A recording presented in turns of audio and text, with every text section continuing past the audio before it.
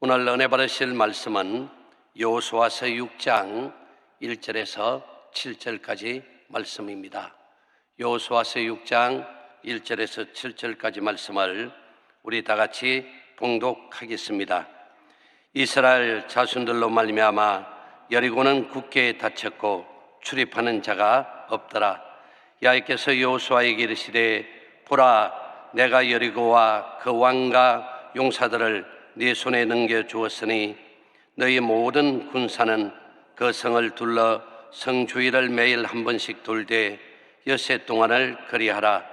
제사장 7은 7 양각 나팔을 잡고 언약궤 앞에서 나아갈 것이요 7째 날에는 그 성읍 7번을 돌며 그 제사장들은 나팔을 불 것이며 제사장들이 양각 나팔을 길게 불어 그 나팔 소리가 너희에게 들릴 때에는 백성은 다 큰 소리로 외쳐 부를 것이라. 그리하면 그 성벽이 무너져 내리리니 백성은 각기 앞으로 올라갈지니라 하시매, 눈의 아들 여호수아가 제사장들을 불러 그들에게 이르되 너희는 언약궤를 메고 제사장 7은 양각 나팔 7을 잡고 야훼 궤 앞에서 나아가라 하고, 또 백성에게 이르되 나아가서 그 성을 돌되 무장한 자들이 야훼 궤 앞에서 나아갈지니라 하니라. 아멘. 할렐루야.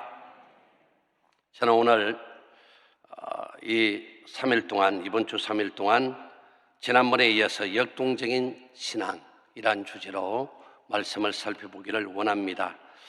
오늘 첫 번째 시간으로 절망을 희망으로 이란 말씀으로 은혜를 나누겠습니다. 한번 따라 하실까요? 절망을 희망으로. 여러분, 우리가 인생을 살다 보면 내 힘으로는 도저히 감당할 수 없는 여리고성과 같은 문제를 만날 때가 있습니다. 그런데 중요한 것은 문제 앞에서 취하는 우리의 자세와 태도입니다. 문제를 만났을 때 우리가 어떻게 반응할 것인가가 중요하다는 거예요. 믿음의 반응을 할 것이냐, 그렇지 않으면 불신앙의 반응을 할 것이냐.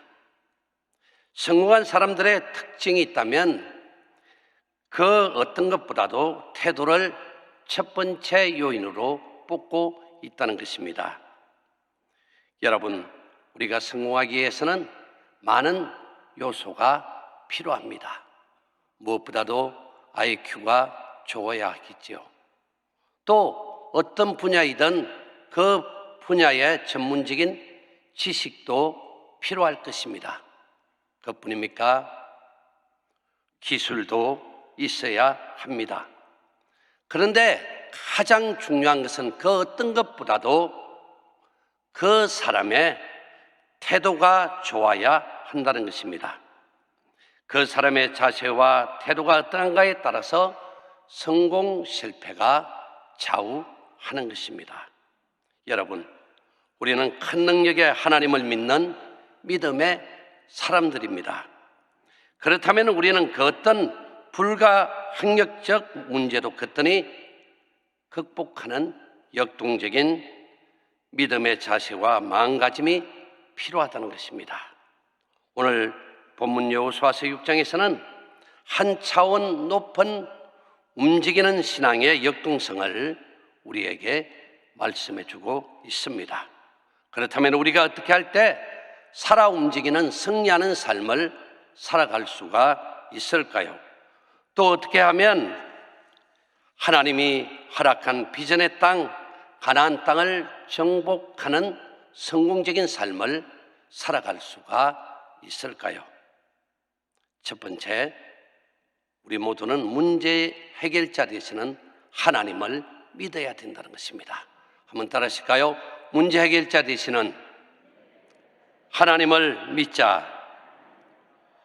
이스라엘 민족이 가나안 땅에 진입하고자 첫 번째 관문인 여리고성 앞에 도착했을 때의 상황은 매우 절망적으로 묘사되고 있습니다. 1절을 보면 여리고성은 굳게 닫혔고 출입하는 자가 없었더라. 여리고성이 얼마나 견고한가를 이 1절 한 구절을 통해서도 우리가 알 수가 있습니다. 이 내용을 읽기만 하여도 마음이 답답하게 느껴지는 장면입니다. 여러분, 우리가 잘 알고 있는 대로 여리고성은 지구상에서 가장 오래된 성 중에 하나요, 팔레스타인 지역의 금성철벽이라고 말하고 있습니다. 거기다가 저기 사진에 보면 알겠지만 예백과 내백 사이가 3m, 공간을 두고 쌓여진 이중벽으로 건축된 그러한 철옹성 중에 철옹성이라는 거예요. 즉 요새 중에 요새인 것을 우리에게 말씀해 주고 있습니다. 여리고성의 이새는 보는 이들로 하여금 길을 춥게 했습니다. 무력감을 느끼게 하거나 의기소침하게 만듭니다. 그런데 오늘 이 본문에 하나님은 이스라엘 백성들에게 뭐라고 말씀하고 있습니까? 야훼께서 여호수아에게 이르시되 보라, 내가 여리고와 그 왕과 용사들을 네 손에 넘겨주었으니, 다른 성경에 보니까 붙여 주었노라 이렇게 기록하고 있습니다. 하나님이 여호수아의 손에 그 여리고의 모든 왕과 백성들, 군사들을 넘겨주었다, 붙여주었다는 것입니다. 하나님이 말씀하시면 그 말씀대로 반드시 기적은 일어나는 것입니다. 1절과는 너무나 대조적으로 이 말씀은 하나님께서 여호수아를 통해서 저 철옹성과 같은 여리고성이 반드시 무너질 것임을 믿고 확신해야 된다는 것을 선포하고 있습니다. 여러분, 우리가 환경을 바라보면, 여리고성과 같은 문제를 바라보면, 또 여리고성은 절망적이지만 우리가 믿는 야훼 하나님은 희망적이라는 것입니다. 우리의 절망은 하나님의 소망인 것을 여러분 늘 확신하시기를 주님의 이름으로 축원을 드립니다. 우리가 환경을 바라보면 답답함과 절망을 느끼지만 하나님을 바라보면 절망에서 희망으로 나아갈 수가 있는 것입니다.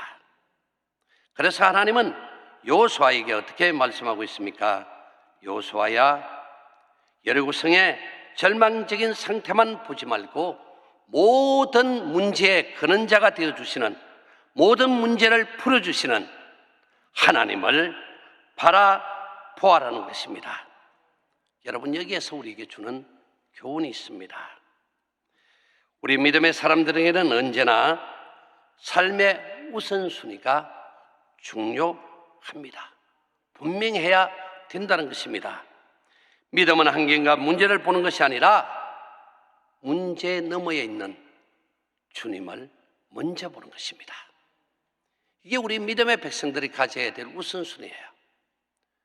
어쩔 수 없이 우리는 환경 속에서, 문제 속에서 살아가기 때문에 그 환경은 우리에게 깊은 낙심과 절망을 가져다 주지만 문제 뒤에 있는, 문제 너머에 있는 주님을 바라볼 때 문제가 적게 보이는 거예요. 늘 여러분에게 말씀드리지만 믿음은 시속게임과 같다 그랬어요.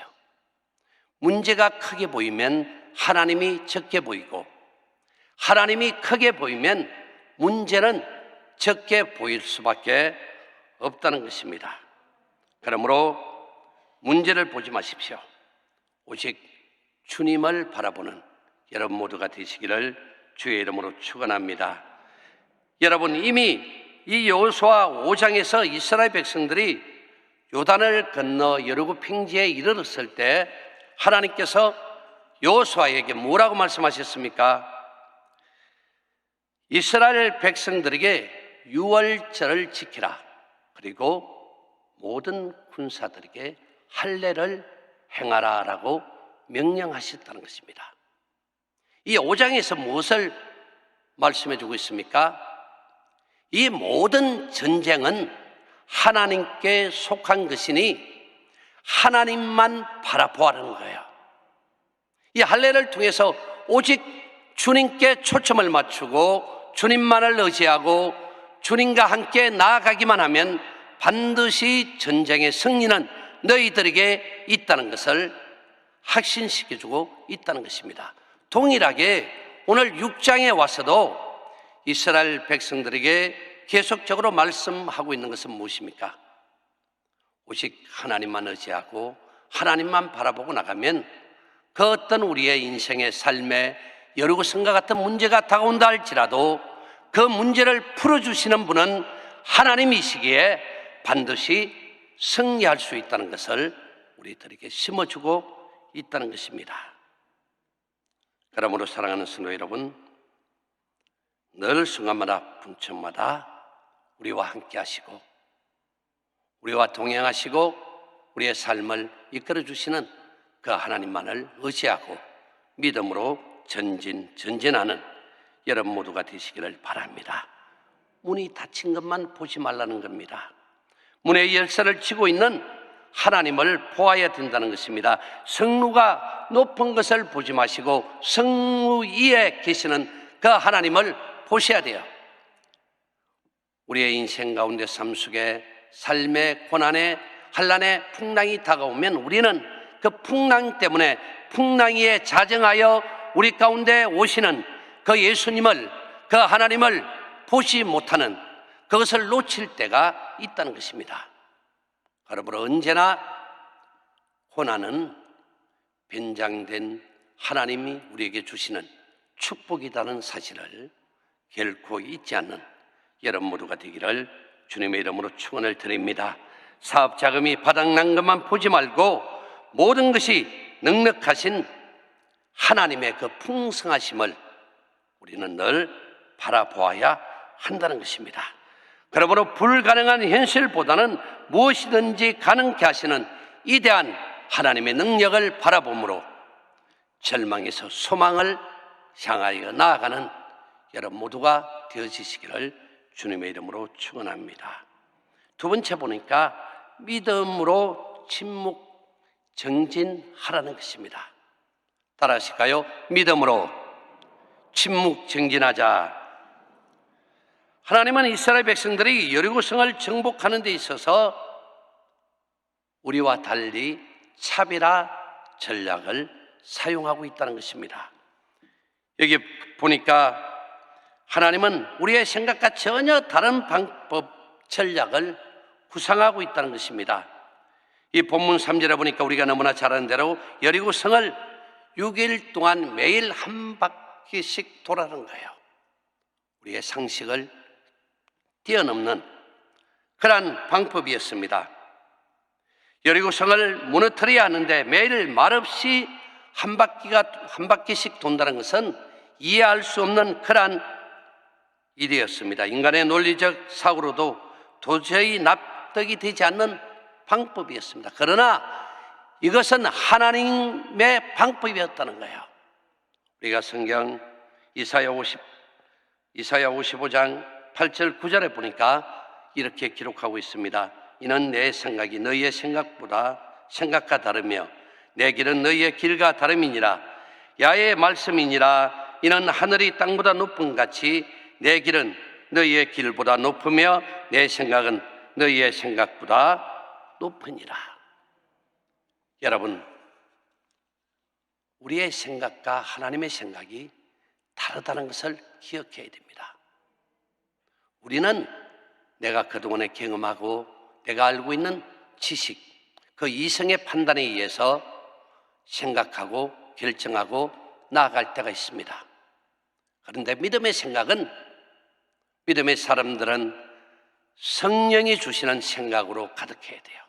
성령이 말씀하시는 그 말씀대로 순종하여 나아갈 때 하나님의 방법이 우리의 삶에 개입되어지면, 우리의 삶의 문제에 하나님이 들어오시면 그 문제는 떠나가고 하나님의 회복의 역사가 나타나게 된다는 것입니다.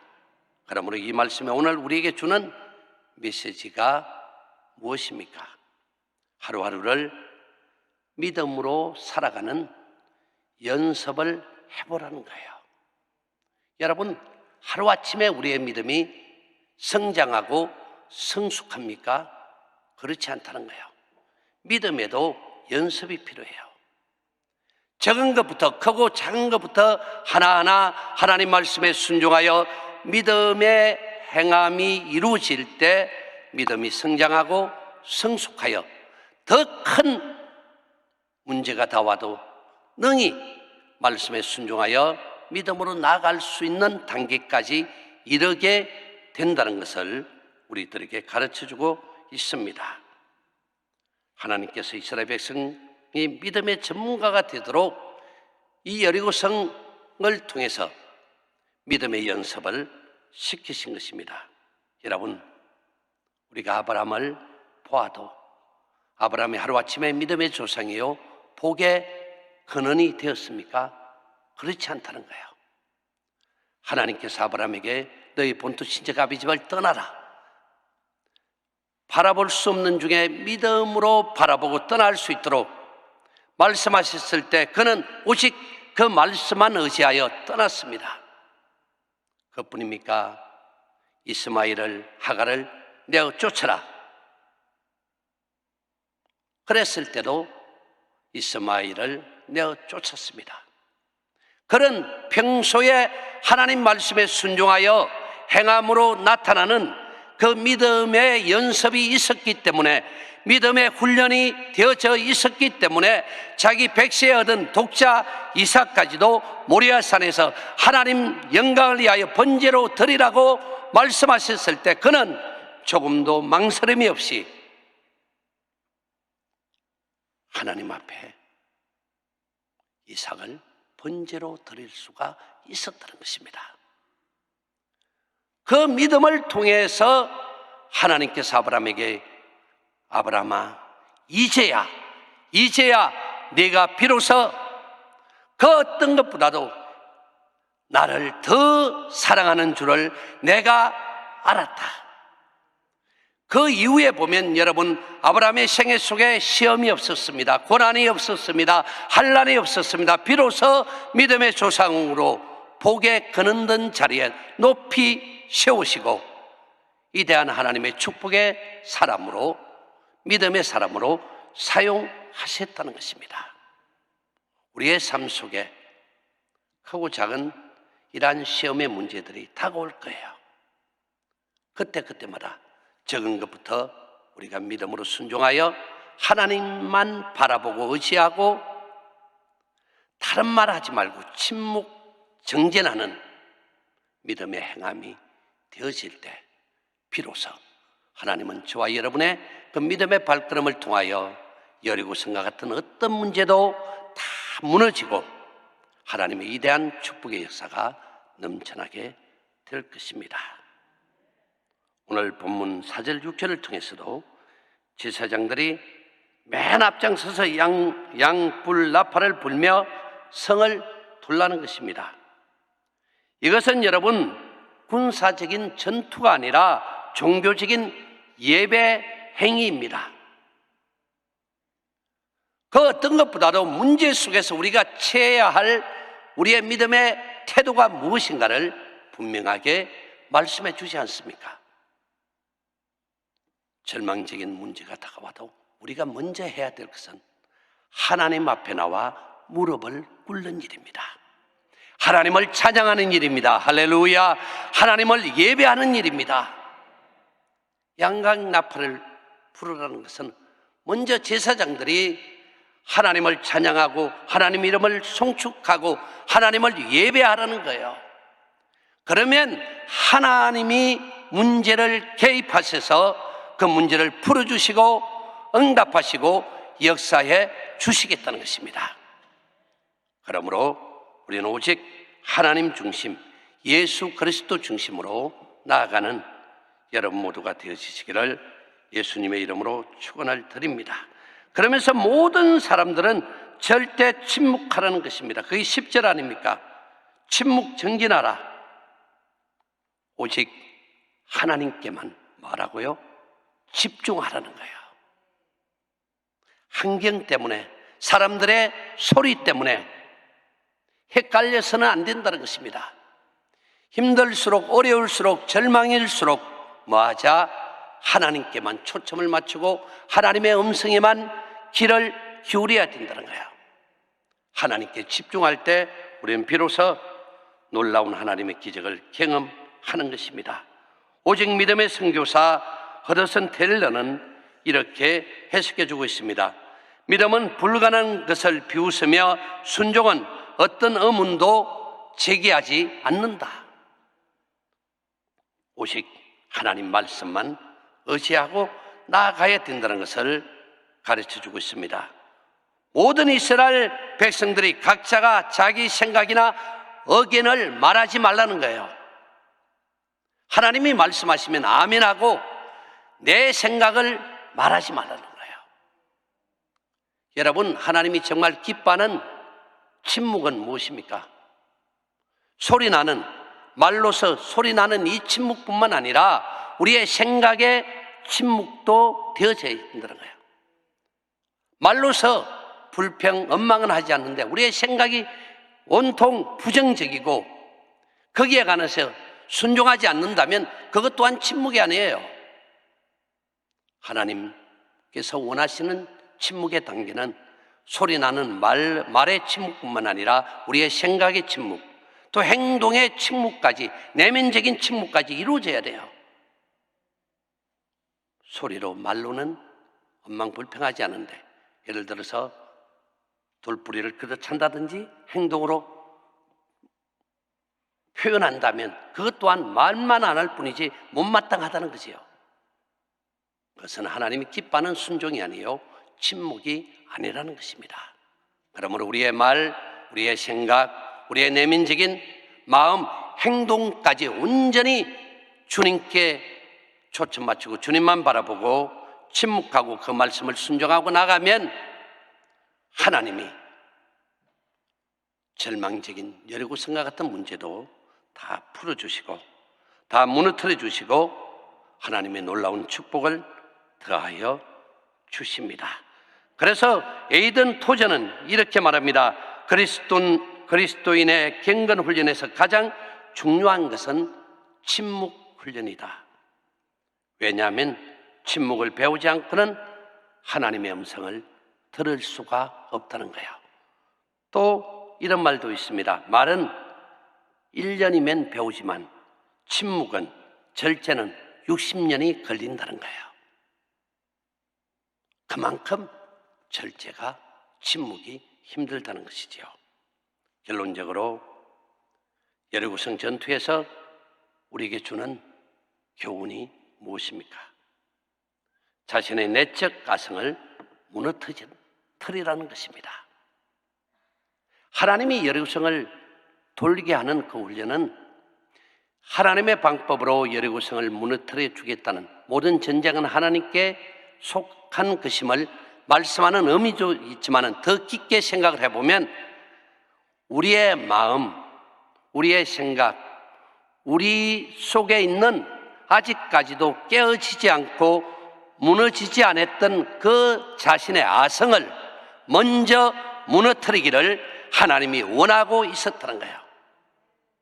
그래야만이 가나안 땅에 들어가서도, 이 가나안 땅을 정복해서도 온전히 이스라엘 백성들이 하나님이 기뻐하는 삶을 살아갈 수가 있기 때문에, 하나님이 원하시는 그러한 삶을 살 수가 있기 때문에 우리 자신이 그 내적 가성을 무너뜨리라는 그러한 교훈을 주고 있습니다.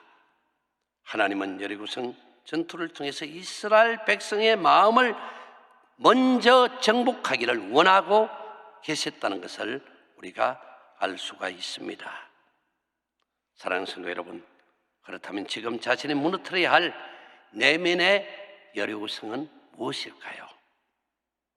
아무리 해도 바뀌거나 개선되지 않는 난공불락의 아성이 우리 속에 다 있다는 거예요.